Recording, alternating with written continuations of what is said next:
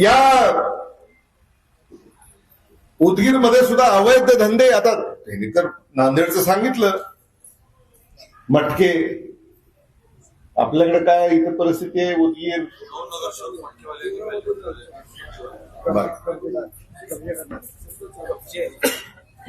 कब्जे करणारे, मटके घेणारे आणि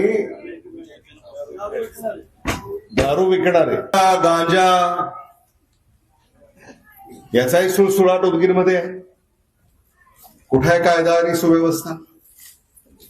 हा जिल्हा लातूर पॅटर्न म्हणून ओळखला जातो.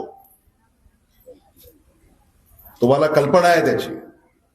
आपल्या पिढ्या शिकल्या पाहिजेत, आपल्या पिढ्या सावरल्या पाहिजेत, हा आपला दृष्टिकोन आहे.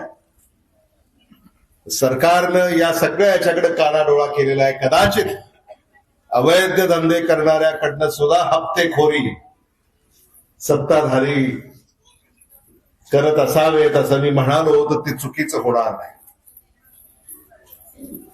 याकडे सुद्धा आपण गांभीर्यानं पाहण्याची गरज आहे.